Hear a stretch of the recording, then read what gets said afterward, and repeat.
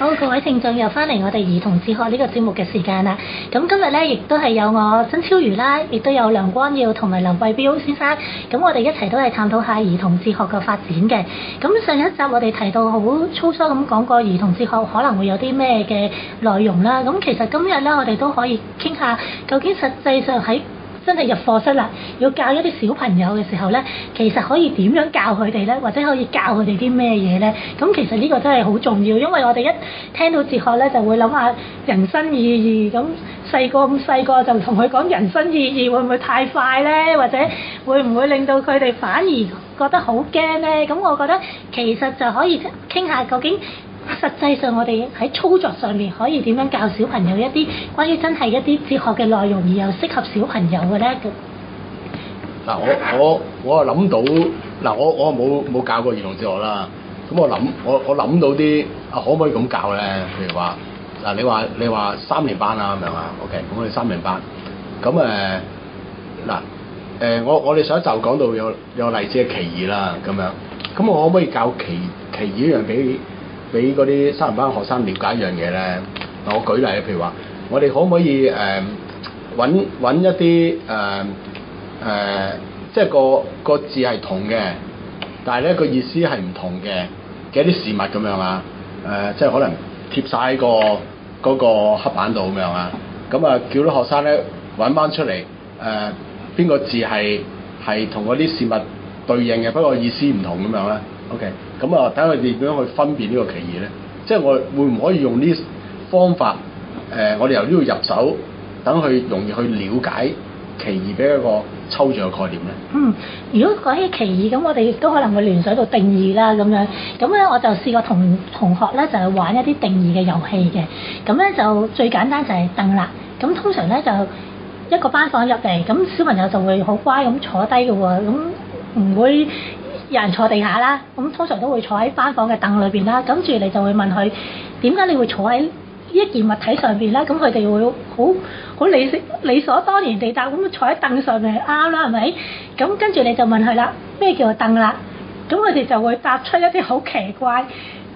其實係正常嘅答案。但係咧，但係你再問佢嘅時候咧，佢哋就會發覺咧，佢哋會答得好奇怪嘅。跟住我就通常會做一個動作，就係我會坐喺先生張台嗰度。咁我都係一個平面啦，又有4隻腳啦，坐喺度。點解你會覺得我唔啱嘅咧？咁啊，因為係個高度嘅問題啊，定係你預設咗呢張就係台啦？咁所以我坐喺一個你認為係台嘅地方咧，咁就係唔啱咧。咁如果你覺得係凳嘅話，咁何謂凳嘅定義係咪你坐得嘅叫做凳咧？咁3隻腳嘅可唔可以叫做凳？如果係嘅話，4隻腳得唔得咧？冇腳嘅咁又叫做凳喎。咁你點樣落凳嘅定義咧？咁嘅時候咧，佢哋就會發覺一啲小學生佢哋都係理所當然㗎嘛，屋企又有凳，周街都有凳。咁點解你唔問我嘅時候咧，我又覺得凳係好容易認到㗎喎？但係你問我嘅時候咧，你又發覺你講唔出㗎喎。咁呢個就有少少似奧古斯丁問下時間係咩嘅時候，你唔問我咧，我就好似知嘅。你問我咧，我就又唔知佢係咩啦咁樣。咁我覺得其實喺小學生裏邊咧，就可以挑戰一啲佢哋已經嘅常識，因為3年班好明顯佢哋已經建立咗一套嘅系統同埋常識去了解佢哋嗰個日常嘅生活㗎嘛。咁你挑戰佢嘅時候咧，佢就會覺得係有啲興趣喎。點解我冇諗過嘅咧？咁佢哋就會慢慢對於哲學咧，其實有啲產生興趣之餘咧，就會起碼會覺得都幾好玩㗎喎咁樣。原來佢會挑戰下，究竟要我諗下嘢啦咁樣。跟住從呢個入手，我就會覺得對於小朋友去接觸哲學都係幾好嘅方法咯。就嗱，阿超宇咧，其實上一集咧，即係都已經即係講過一個問題啦，就係幾時開始即係教哲學咁樣啦，即係我哋上次先講啲問題啦。咁即係點解我就提翻呢個問題咧？因為即係我都好想了解咩叫兒童哲學，因為我就完全外行嘅嚇。不過咧就阿超瑜即係喺呢方面佢有興趣同埋有一啲實嘅經驗啦、實際嘅經驗啦，咁所以我就都想知多一啲咁樣。咁如果係了解一樣嘢，當最初就係如果譬如邏輯呢個叫語氣分析啦。咁兒童哲學當最關鍵就已經唔係哲學呢個詞，因為即係我哋讀哲學嘅人一般都知，或者上一集都即係輕輕講過我哋所謂即係哲學最主要學啲咩嘢，有啲咩用咁樣啦嚇。咁當然係兒童咩意思咧咁樣？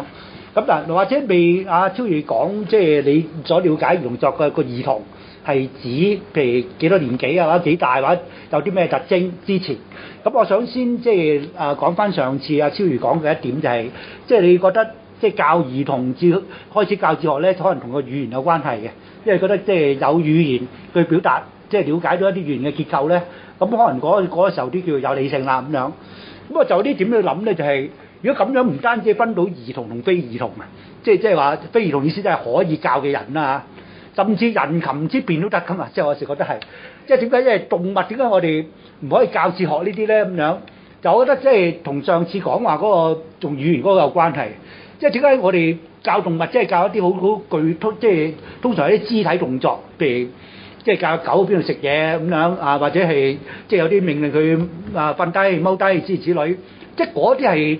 軀體操作性嗰啲，即係嗰啲當然佢唔理佢幾大咁，一般都教㗎啦嚇。咁但係我哋唔會教佢計數嗰啲㗎嘛，譬如話隻狗我哋唔會計數，或者叫佢作邏輯思維㗎嘛，係嘛？咁主要原因我覺得就係即係同嗰個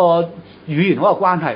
即係狗究竟有冇呢啲道理去了解咧咁樣，即係我哋唔知。第二知道都，就算佢有都好，如果佢冇辦法用語言去表達出嚟，我亦都冇辦法了解佢有冇。當然我講話啲數學啊，即係嗰啲都唔係我關心，因為我講過上一次都講過，我就關心啲人生價值哲學嗰啲嘢啦。所以譬如如果以翻傳統儒家講人禽之辨咧，最想知道就係譬如隻狗有冇歎之心，好想知呢樣嘢。但係我用翻類似嘅，即係上集講嗰啲，即係講語言啊、理性嘅嗰個關係去諗咧，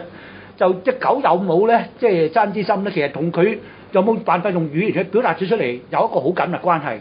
即係就算我當佢有都好啊，即係人禽之辨其實唔 work 嘅，即係因為狗都有歎之心嘅。不過問題如果佢冇辦法用語言文字去表達出嚟嘅話咧，咁我覺得同佢話佢係冇分別。即係因為佢講唔到嘛，或者佢講啲説話可能其他狗先識聽嘅啫，我哋人唔識聽嘅。咁我哋變咗唔可以了解佢有冇歎之心，因為歎之心唔係你即係你咁睇到嘅嘢啊嘛，你係要。即係佢係表達到出嚟，你了解到咁樣嘅。咁呢度唔知阿超越點睇咧？即係話即係咁樣去了解，即係唔單止係即係兒童幾時可以教哲學嘅問題嘅，甚至任何即係全有啦。如果哲學叫做或者叫生物可以教哲學嘅，可能會唔會係一條底線咧咁樣嚇？因為我哋講緊儒家嘅惻隱之心咧，咁可能一啲愛貓愛狗嘅人咧，就可能會反對嘅，因為佢哋會覺得。狗咧就佢會表現到某啲忠誠，或者佢哋成日都聽到啲古仔就會救個主人噶嘛，又或者佢哋會表現到有某一啲嘅愛喺度嘅，咁佢可能係一啲，尤其而家啦，都會講一啲毛小孩啦，咁去用一啲比較溫馨啲字詞嚟形容自己嘅寵物啦，咁所以可能係人禽之辨，純粹係話佢會唔會識得救人啊呢啲咧，咁可能就唔能夠去彰顯到嗰個人好特別嗰個能力啊，咁同埋咧狗咧好明顯都會識得聽一啲指令噶嘛，咁你要識得訓練到佢去某一個位置大小二便，然後咧你就訓練佢，如果喺另外一啲位置咧佢就唔啱啦，咁可能你養得佢耐咧，訓練佢咧，其實佢會分辨到呢一啲能力，因為就算你話佢因為驚你打佢，或者你係懲罰佢冇嘢俾佢食，咁佢都知道有啲對錯之分噶嘛。咁我相信人類同禽獸之間嘅分別咧，可能要比惻隱之心更高啦。就係我哋有一個抽象思維嘅能力，咁我哋成日都講話語言其實就係一個好明顯嘅分別啦。即係無論你點樣訓練隻狗，佢唔識得講俾你聽，究竟係即係一句説話佢都講唔到啦，佢都係噉，可能佢有一啲表達嘅聲音裏邊有內容，但我哋人類冇辦法理解啦，又或者佢個主人先至能夠明白佢嗰個心意啦。咁但係呢個其實係一個好密切嘅互動裏邊，你先能夠了解佢行為噶嘛。唔同我哋人類，我哋唔識得亞里士多德啦，冇辦法穿越時空啊。但我哋只要睇佢嘅文字，就算係一個翻譯本，我哋已經能夠理解佢嗰個思維啊嘛。我哋唔需要同佢呢個人真正接觸，先至明白佢想做啲咩嘢。咁我諗係人類去掌握嗰個語言能力，就會令到我哋嗰個世界好寬闊，令到我哋可以跨越個時間同埋空間，跨越個種族咧，去令到我哋彼此之間了解。咁我諗文明嘅建立同我哋嗰個語言嘅發展係好有關係。正如我哋好當時都會講話古文明古國咧，譬如四大文明古國，點解得中國文明可以古文明可以傳流到而家咧？同我哋而家我哋讀翻都係孔子都係寫呢啲中文字嘅啫嘛。咁係有關係噶嘛。但係譬如古埃及嘅象形文字啊，呢啲已經消失啦，咁佢哋冇辦法再讀翻當時嘅語文係有關係。咁所以我估係同嗰個語言嘅能力嘅掌握咧，係同我哋嗰個理性發展或者我哋對於整個人類嘅文明嘅發展，同我哋個人嗰個知識啊或者個智慧嘅增長咧係好有關係咯。即係可能係密切相關嘅，只有我哋人類先至能夠發展到呢一種能力，就係我哋嗰個理性係包含咗一個語文運用語言嘅能力在內咯。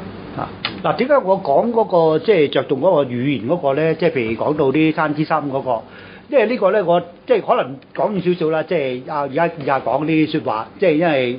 即係未必一定係喺兒童即係哲學嘅討論裏邊講到啦，因為我一般上作嘅課，特別係講上中國哲學啦，即係講到人禽之辨，總有啲學生會質疑呢個講法啊嘛。即係你雖然你話儒家咁樣或者咁中國傳統哲學或者傳統文化就係講啲嘢咁樣，但係總有好多人質疑就好似頭先阿超宇講嗰啲，即係佢好似表現出嚟好似有一般所謂親之心㗎啦咁樣啊，譬如照顧自己仔女咁樣啊，狗媽咪啊或者狗爸爸咁照顧狗仔狗女咁樣啊，或者佢甚至唔好對狗啦，對人都有咁樣啊，譬如救人咁樣。咁當時咧，即係啲學生提類似啲講法咧，我就通常會咁樣去回應嘅，就係即係講道德咧，即係因為親之心，我哋講緊道德啊嘛，我哋唔係講一啲即係純粹軀體活動係咪？因為軀體活動可以冇道德意思嘅，就算佢做足，我哋一般認為有道德意思嘅嘢，可以冇道德意義嗱，即係佢真係純粹模仿或者純粹偶然咁樣。咁所以咧，我覺得好緊要就係當即係做一啲我哋認為係有價值、有道德意義嘅嗰啲活動嘅時候，或者嗰啲行動嘅時候，佢背後真係有啲諗法嘅，所以要知道佢嗰個諗法咧，先叫做即係知道佢有冇道德嘅嗰種瞭解。所以我強調語言係呢個意思，因為咁嘅時候咧，即係譬如一般就咁頭先阿超宇舉嗰啲例子就話啊狗都有啦咁樣，咁我就覺得即係的確就你好難講到係好合理地即係或者叫證明到係叫有，因為偶然都得噶嘛，即係譬如嗱，即係點解我強調就係哲學係同一般嗰啲即係軀體活動唔同咧？就係因為軀體活動可能唔需要理性，你主要有一個感性就得㗎啦。即係感性，譬如苦樂嗰種感受，即係主要你即係邊啲想去做，希望做嘅嘢，等佢覺得舒服。譬如即係獎佢一啲好食嘅嘢咁樣啊，佢會做嘅。邊啲你唔想去做嘅嘢咧？譬如咬你咁樣，你打佢咁樣，打到佢痛，咁佢怕咗唔做。咁呢啲我哋唔叫理性反省㗎嘛，呢啲真係純粹感性苦樂嘅嘢咁樣。咁呢都唔算數喎，要係一啲咧真係我哋叫道德，道德係即係要有理性，即係道德。我記得上一集啲超瑜都，我唔記得係上一集即係之前同你傾偈講啦嚇，即係話咩叫道德咧，都要有一個理由嘅，有一個理性嘅反省嘅，即係唔可以即係偶然撞彩或者係咁巧做到一啲我哋認為係有道德嘅嘢。如果咁嘅時候，可能語言都不可或缺咯，因為唔通過語言或者叫文字啦，即係總之係將個意思講到出嚟嘅，唔好純粹喺肢體嘅一啲嘅反應，咁樣先至可能有機會去即係做到一啲理性嘅指導。即係我唔知咁講，唔知明我想講嘅意思。咁可能同嗰個動機有關係咯，即係如果你講動物有冇一個行善嘅動機咧，其實我哋真係理解唔到喎，或者從佢嘅動作裏邊我哋唔知道噶嘛，即係好似康德所講，如果你天生係一個好人，好樂於助人咧，其實你呢個行為本身都冇乜道德價值噶嘛，因為你只不過天生中意做啫咁樣。但係咧，你明知我自己真係好憎幫人嘅，最好就睇佢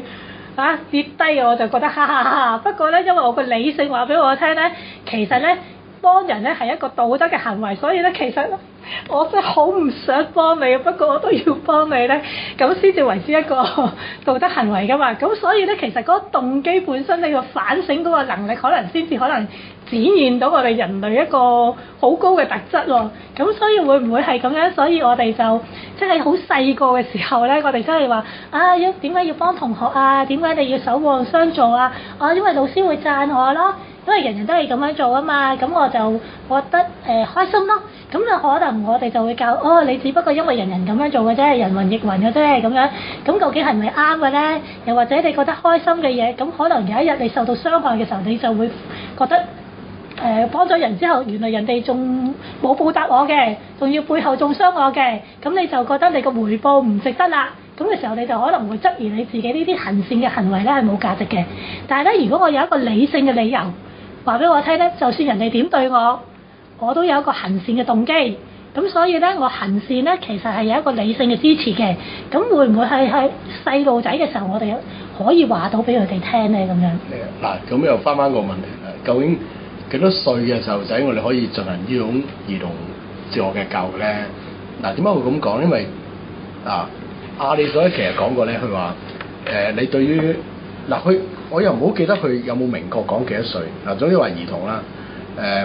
如果你對於兒童咧，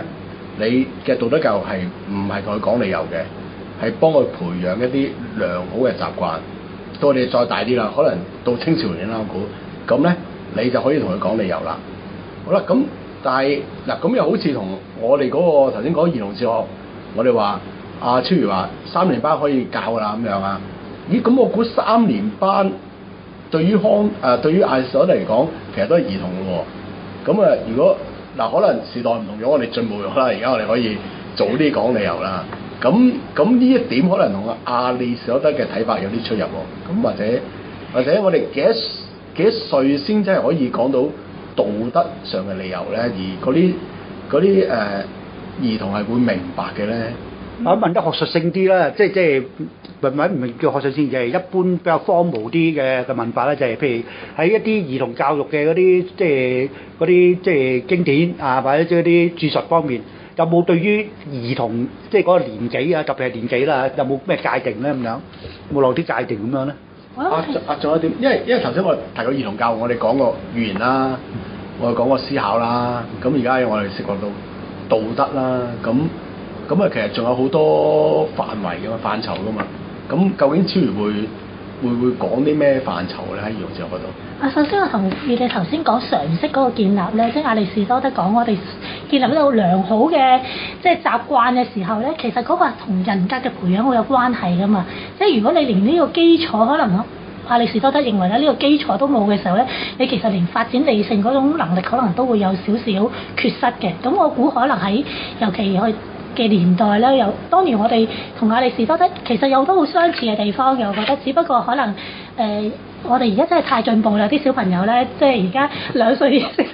識得撥手機咧，即係同我而家咁大個人先學咧，咁其實都會有少少唔同㗎嘛，理解個世界啊！咁所以我諗係即係，但係我哋好強調咧，就算唔同嘅文化背景，都係好細個，我哋都要培養一啲良好嘅習慣㗎嘛。即係你如果連良好習慣都冇嘅時候咧，你好難去有一個尊重他人嘅心啊！你連尊重他人都冇嘅時候，你好難去學其他新嘢。因為譬如我會願意返學校讀書，其實都係因為我學識得尊重他人。咁老師年紀大過我，佢嘅知識高過我，咁嘅時候我先至願意。雖然我係小朋友，都會坐定定聽老師講解。咁所以我估喺早年去培養一個良好嘅習慣嘅時候咧，同嗰個人格培養係有關係嘅。即係願意你可能唔會以自我為中心嘅世界觀咧，咁你先至會容易去吸收唔同嘅知識，去反省自己嘅問題咯。咁我估其實都冇違背到亞里士多德佢本身要講緊培養良好嘅習慣嗰個基礎嘅。咁至於喺香港而家咧，尤其講緊話點樣可以教小朋友兒童哲學咧？咁由於我覺得3年班嘅小朋友咧，其實而家都已經係有一套常識嘅，即係佢哋已經係建立咗一套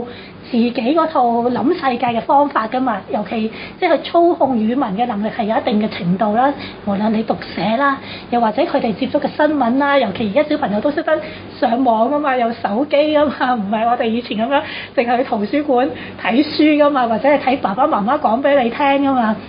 咁所以我諗其實比較可以早少少咧，係發展佢哋點樣反省一啲資訊嘅內容咯。咁所以我諗其實如果譬如我喺學校裏面教咧，可能都會教小朋友關於一啲因果關係啦。頭先講過就係你點樣用語文嘅時候咧，你裏邊可能已經背後隱藏咗嘅某啲嘅理性嘅思考，或者一啲嘅價值判斷啦。咁又或者我哋其實都可以引入一啲我哋真係去到讀哲學嘅一啲內容啦。譬如講緊功利主義啦，因為功利主義其實喺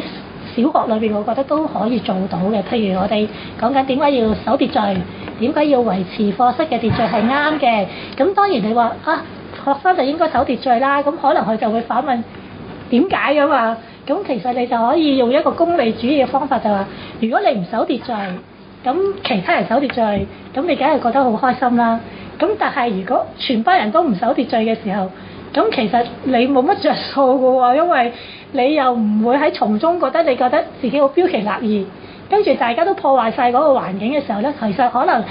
從一個整體嚟講咧，你又冇乜得益嘅咁樣。咁其實用呢一啲方法咧，就可以話俾佢聽啊，我哋點樣去睇功利主義咧，或者我哋點樣真係可以比較良善啲可以實踐到呢個方法咧咁樣。嗱，我嗰度我有個問題啦，因為點解頭先我提下你所得咧？咁嗱，因為嗱，譬如如果我哋講邏輯，我哋講抄方法，嗰啲係明確啲嘅內容咁樣啊。譬如你係咪自相矛盾啊咁樣？好啦，或者你推論係咪錯嗰啲確定啲啦。好啦，但係你講到譬如道德嗰啲嘢咧，嗱我係知道道德理論好多咁樣啊，但係咧因為佢冇統一噶嘛。譬如你康德同功利主義睇嘢可能係佢哋判斷有時係相反咁樣啊。咁儒家可能加埋又有啲唔同咯喎。咁有啲又講權利嘅喎。好啦，咁嗱生埋個細路仔嗱，當我哋如果教佢去討論呢啲，或者話我哋講唔同嘅道德理論俾佢知，但係嗰啲道德理論本身係衝突噶嘛。好啦，咁會唔會有個混亂咧？或者會唔會有個唔好效果？因為亞里士多德就話其實應該培養良好習慣先啊嘛。咁會唔會你喺度咧？因為又好似真係你又講唔到邊個一定係啱嗱，除非你一套我係以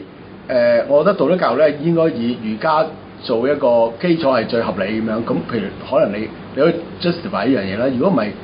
一旦你講道德理論呢嘢咧，我懷疑會唔會有啲混亂咧，或者佢哋會變成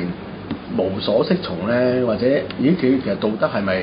點講都得嘅咧？會唔會有啲問題出現咧？即係其實我哋可能就係、尤其小學生啦，其實我哋都可能同嗰個灌輸有關噶嘛。即係你可能都係有一啲比較正面啲嘅灌輸，佢有啲嘅價值嘅。咁我諗喺哲學內容裏邊咧，其實可能都係培養佢一個理性嘅反省嘅能力，多過你可能引入唔同嘅理論咧，令到佢混淆。因為就算我哋去到讀大學，咁你唔同嘅理論都會，大家都會爭辯得你面紅耳赤咁樣，咁啊大家哲學家之間究竟你會係支持邊一派咧？咁但係點解佢哋仍然有呢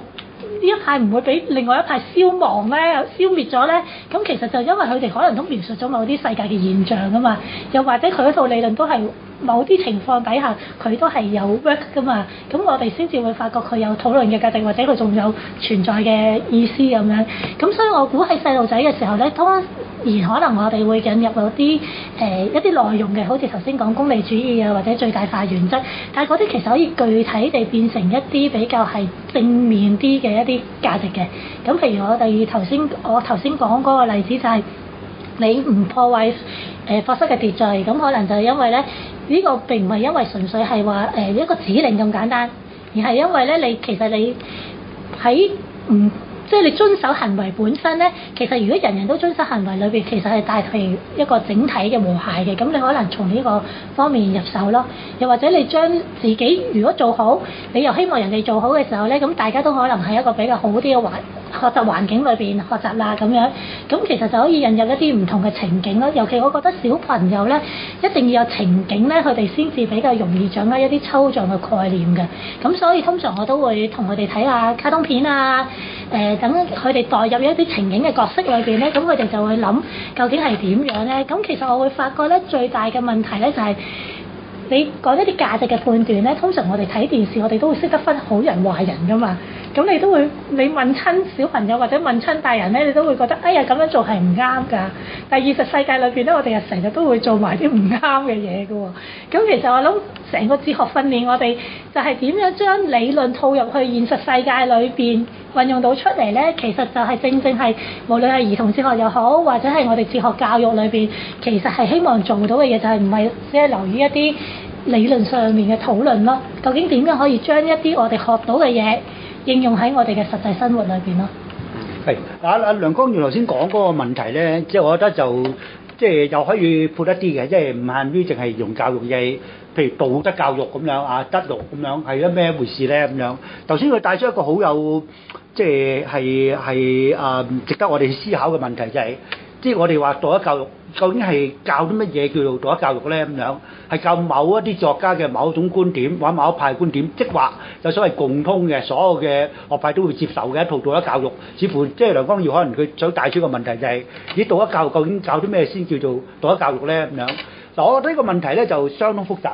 即係可能都唔係我哋今集嘅節目係嘛？呢個甚至呢個節目添啦嚇，可以處理到個問題，因為對於道德點了解有排講有排拗添啦，甚至嚇。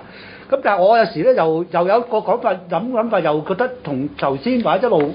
即係上一集即係講嘅所謂啊，即係理性包括埋價值嗰個咧，我覺得係可以一致嘅。就係咩意思咧？就係即係你話好理論、好仔細講明咩叫道德，當然係一個複雜問題，我覺得講唔到啦。即係起碼。唔係呢個節目講到啦，起碼。但係問題就係咪叫做我哋對於道德冇任何嘅一個了解咧？其實又唔係嘅。所以咧，即係啲咩意思就係、是，好似頭先阿超越講嗰個講法，我覺得可以即係去仔細啲，即係去講啦。其實我覺得大體我諗連阿梁光耀都同意。咩意思咧？就係、是、我哋約略都對於有啲即係比較大是大非咧都有共識嘅。咁呢個共識我諗都唔限於咩派，因為我成日就話咩派拗到七彩咁樣，其實係就住佢哋分歧嗰度講。但係事實上道德即係哲學係咪咁真係就係有分歧冇一啲共識咧？似乎又唔係。即係我就覺得就係你咩派都好，對於某一啲嘅行為係唔啱嘅咧，基本上大同小異，即係好多都係嘛？我諗即係譬如簡單講啦嚇，譬如傷害人。我諗即係冇乜人覺得傷害人係啱㗎啦，即係你邊一派講都傷害人啱啫，即係佢喺特定情景嘅傷害人，又或者係譬如我哋好簡單一般了解嘅所謂德行嗰啲咧，譬如要守信用呢啲係嘛或者即係對人唔好粗魯咁樣啊，即係特別係譬如無端端講粗口呢啲啦。咁呢啲我諗我哋有共識嘅，我諗你咩派都好難講到你傷害人都啱㗎嘛，即係除非特別情景我要裝有拗，但係如果唔係限於某個特定情景，冇講一個特定情景出嚟，無端端打人一錘咁梗係唔啱，所以細路仔有一教叫佢唔好粗一手腳咯。咁呢個我諗你咩派你都會咁教㗎啦，你唔會教細路仔打佢啦，即係可以話可以打嘅，唔會㗎嘛，即係話你蘇德話有例外嘅呢個打人，佢唔會㗎嘛，即係打人係唔啱嘅，一般嚟講係咪？咁所以都有呢個標準嘅，即係你叫培養好習慣又好，叫做教佢一啲即係好孩子應該有嘅嘢好。咁呢啲都係可以教，不過咧就即係如果我諗即係如果係兒童教即係嘅哲學咧，就要俾埋個理由出嚟嘅。譬如起碼你要解釋下傷害到人個人會好痛啊，即係你都即係嗰啲大概你要知道點解你做咗呢樣嘢唔好啊。不過我咁講我就未經好仔細去了解，但係我咁講唔知兩位同唔同意或者你有咩睇法嚇？嗱，我諗過嗱，因為我哋講話哲學就係講理由啦，咁兒童哲學有一樣啫，都係講理由。細路仔問點解咁樣，我哋俾個理由佢咁樣啊，要去思考。好啦，咁但係嗱頭先你舉例子啊，譬如打人唔啱咁樣。好啦，咁每個派都話打人唔啱啦。好啦，咁但係問題就係佢哋嘅理由唔一樣啊嘛。咁嗱，我意思就係話，當我哋講兒童哲學入邊，我哋要講道德呢個範疇嘅時候，我哋講啲咩咧？我哋係講呢個，我哋係想同佢講啊，呢啲行為唔啱，佢背後嘅理由係啲咩咧？咁樣咁，但係如果係咁，嗰啲理由可能又係好唔同嘅喎。咁佢又問，咁邊個先係啱嘅理由咧？嗱，我又舉個例，譬如我成日都碰到一啲咁嘅問題，就係譬如有啲學生啊，呢啲唔係兒童啦。咁譬如佢成日都話就譬如你話呢個學生嘅時候咧，咁佢就會話咧，譬如你話呢個 A 學生嘅時候咧，咁 A 學生就話邊個學生咁樣，你又唔話佢，或者邊個學生係咁又點樣？諸如此類嗰啲啦。咁嗱，咁你嗰時你要即係要俾個理由喎，咁樣啊？咁去處理啲嘢噶嘛？好啦，咁但係問題就係，其實理由之間可能真係會有衝突噶喎。好啦，咁我哋應該係會唔會我哋喺度係我哋想做啲咩咧？我哋想係咪有可能繼續討論咧？可能繼續討論都冇效果噶嘛？咁又話我哋係適可而止咧？我哋其實好過以前啦。以前老師就係話咁咪唔啱就算㗎啦嘛，唔會講理由㗎嘛。我而家已經進咗步啦，我哋識講理由咁樣。又係點樣咧？不過頭先你講嗰啲，譬如可能我哋都會時時遇到一啲情景啦，包括學生啦，甚至乎我哋可能日常生活同朋友接觸、家人接觸都會咁就唔即係之前都係咁噶啦，而家你又話我唔啱咁樣，咁其實我哋都預設咗嗰個 situation 係一樣噶嘛，即係譬如頭先可能嗰兩個學生，佢假設我同嗰個對方嘅情景係一樣嘅，但係咧你就再對於我哋兩個有一個分別嘅對待啦，咁佢就覺得可能唔公平咁樣，咁其實裏邊都有好多假設噶嘛，假設咗我同佢對方係完全一樣噶嘛，又假設咗你對我同對佢嘅行為100%一樣噶嘛，但係實際上可能有好多差異喺度，咁我哋其實係冇諗過噶嘛，因為我哋永遠都係當我哋係蝕底嘅時候咧，我哋就會永遠都會覺得我明明都同對方係平等噶嘛，咁點解我哋對待受到嘅回報係唔一樣咧？咁樣，咁其實裏邊都牽涉咗好多問題要討論。咁頭先有講到話唔同嘅哲學流派，咁我就突然間諗起咧，就譬如我哋講緊，譬如天主教、基督教裏邊有10戒啦，亦都佛家有10善戒啦。其實裏邊有好多係重複嘅內容噶嘛。譬如你講係不偷盜、不邪淫呢啲，咁呢啲似乎我哋會講緊係有一啲行為咧，其實係超越咗嗰個背後嗰個對於嗰個宇宙觀嘅理解啊！然後我哋會發覺係普遍性嘅，無論咩文化，無論咩時空背景咧，其實如果我哋唔打算呢個地球滅絕，又唔打算我哋呢個人類種族滅亡嘅話咧，似乎我哋遵守呢啲行為本身咧，其實佢係有一個價值喺度噶嘛，咁所以我估就可以同小朋友講緊一度，因為如果譬如你可能唔同學校佢會嘅要求會唔一樣嘅，可能係嚟自一間天主教嘅背景嘅學校，咁佢當你同佢講10戒嘅內容嘅時候咧，佢會預設咗一個天主教嘅背景，即係透過我哋行使10戒嘅時候咧，係表達到對天主嘅愛嘅。咁可能佢會有一套信念喺後邊，咁但係可能佢嚟自一個有佛教背景嘅學校，咁佢可能就話我哋不偷盜不邪淫嘅時候咧，咁其實我哋真係因為我哋本身眾生係平等，可能佢會有呢一套信念啦。咁但係咧，我諗喺小學生裏邊咧，如果你要講得咁複雜咧，就實在太難理解嘅。咁但係你抽取一啲具體嘅內容話俾佢聽咧，其實佢本身呢個行為本身有價值嘅。無論你個背後嘅宇宙觀係點樣，咁如果我哋希望我哋能夠呢個人類社會和諧共處，又或者同學之間建立一個友好嘅關係咧，似乎呢一啲道德價值咧，我哋都有必要去遵守咯。咁我諗可以抽出嗰個宇宙觀而去講一啲內容咯。好啦，咁我哋今次咧又講咗差唔多啦，咁可能咧有好多真正要實踐嘅方法咧，咁又要留翻下一集先至可以同大家再分享啦。咁我哋今集係咁先，好啦，拜拜。OK，拜拜。